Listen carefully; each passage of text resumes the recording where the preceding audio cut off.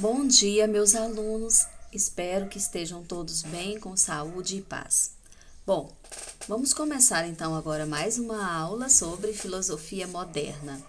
Antes de começarmos a nossa aula, gostaria de dizer para vocês que no GR8 tem o material completo desta aula. Vocês podem acessar com textos, inclusive questões do Enem para vocês responderem, tá? E bastante interessante esse conteúdo. Vamos tentar entender então a filosofia moderna, né? Eu gostaria de começar recordando um pouquinho a nossa aula passada. Até a aula passada nós falamos sobre filosofia medieval, tá? E finalizamos lá com o Tomás de Aquino sobre a questão dos universais e a questão do conhecimento. Bom, para falar sobre filosofia moderna, nós vamos então começar com esse slide aqui, falando um pouquinho quando se deu essa passagem, tá, da filosofia medieval para a moderna e quais fatores influenciaram. Qual era então o contexto histórico da época? Então, nós sabemos que século XVIII, tá? Início do século XVIII, final do século XVII. O que estava, então, acontecendo no mundo nessa época? Quais eram as mudanças que estavam ocorrendo no mundo? Por que as pessoas abandonaram a filosofia medieval e inauguraram a filosofia moderna, então? O que vai mudar com tudo isso? Então, nós sabemos que nós temos alguns fatores importantes, como, por exemplo, o Renascimento, né? O humanismo moderno, o Renascimento e o Iluminismo. O principal fator, então, é a Renascença e o Iluminismo, que nós vamos ver daqui a pouco. O que muda, então, com a filosofia moderna? Veja bem, existe, então, uma mudança de paradigma, ou seja, uma mudança de pensamento com relação à filosofia. Existe uma passagem do teocentrismo para o antropocentrismo. Vamos entender, então, o que significa teocentrismo e antropocentrismo. O teocentrismo, a palavra teo vem de Deus, centrismo, centro, né? Então, ou seja, Deus estava no centro. Até o momento, Deus era o centro. É aquilo que nós vimos na aula passada. Em Agostinho e Tomás de Aquino, todas as questões relacionadas ao conhecimento era voltado para Deus. Deus era o fim último da alma humana. Era ali que ele encontrava seu fim. Bom, com a modernidade, então, com a origem, o início da filosofia moderna, nós temos esse caimento, essa quebra do teocentrismo. E então, o foco agora, gente, é o antropocentrismo, que significa não mais o Deus no centro, mas o homem no centro. E aí, nós vamos ver em destaque aqui, ó, o uso da razão, tá? O homem deixou de lado as questões da sua vida relacionadas a Deus e passa ele mesmo a ser o seu próprio fim. O iluminismo, ele incentiva o uso da razão. Uai, professora, mas antes as pessoas não utilizavam a razão? Claro que utilizavam.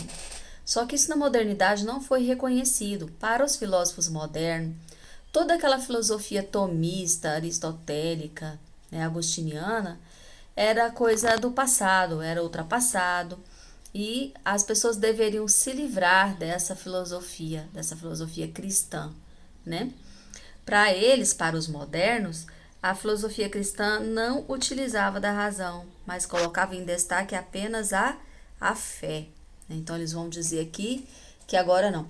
E aqui não existe mais a questão da fé relacionada à razão, pessoal. Entende uma coisa? O que vai marcar esse período é a separação definitiva da fé e da razão. Agora a razão caminha sozinha, sem o auxílio da fé. Bom, na verdade, o que nós temos aqui de novo é o surgimento de novas ciências. Bom, alguns autores vão dizer novas ciências, mas na verdade, pessoal, essas ciências já existiam. Como nós podemos ver, a física já existiu com Aristóteles, a química já existia com Leucipo e Demócrito, né? Então, essas ciências já existiam.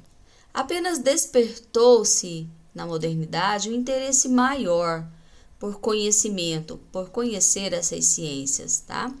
E é lógico que houve um grande desenvolvimento dessas ciências. Mas não que elas não existissem, apenas elas se desenvolveram de uma outra maneira. Bom, vai despertar aqui o interesse epistemológico. O que significa isso, pessoal? Por aquelas questões relacionadas ao conhecimento. É possível conhecer as coisas? Se elas podem ser conhecidas, de que maneira elas são conhecidas, né? Aqui eu volto um pouquinho, retomo com vocês a teoria do conhecimento passada. Para vocês terem uma ideia, alguns historiadores da filosofia vão defender a ideia de que a teoria do conhecimento ela surge na modernidade. E isso não é verdade. Prova disso é que nós já estudamos o conhecimento para Platão, Aristóteles, Agostinho e Tomás de Aquino. Bom, Platão dizia que conhecer era recordar. O conhecimento já estava pronto no mundo das ideias. Aristóteles, condenando o mundo das ideias, vai dizer que conhecer é formar a ideia do objeto a partir dos sentidos, a partir da experiência. Agostinho, conhecer é deixar Deus iluminar a razão. A razão é iluminada por Deus. Somente a partir da fé pode-se conhecer. Tomás de Aquino retoma Aristóteles e vai dizer que os sentidos têm um papel importante no conhecimento e que é a partir deles e da experiência que se pode conhecer as coisas.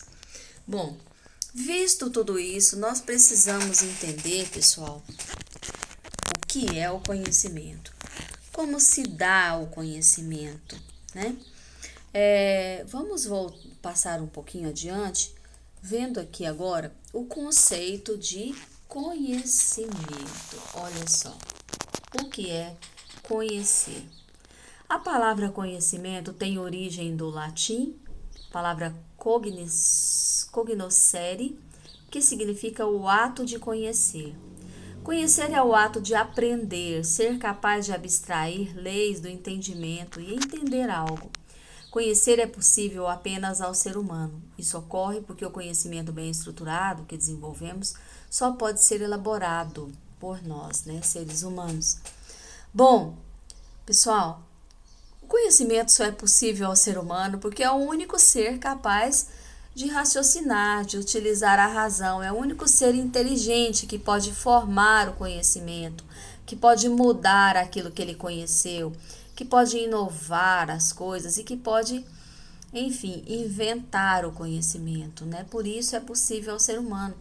A nossa vida ela é feita toda de conhecer, de conhecimento, tá? Tudo que nós nos deparamos durante a nossa vida é motivo para conhecer, e esse conhecimento ele vai formando em nós um grande arquivo, vai ficando lá na nossa memória, certo? Bom, onde se quer chegar com o conhecimento? Qual é o objetivo final? Quer chegar-se na ideia ou conceito, aquilo que nós vimos falando há muito tempo, né? Qual é a ideia ou conceito da caneta, gente? É aquela imagem que vai ficar gravada na nossa memória para sempre e que nós vamos aí aplicar a outros objetos da mesma espécie. Então, nós estamos falando de um conhecimento intelectual e não do conhecimento físico, né? Quer-se chegar a esse conhecimento intelectual.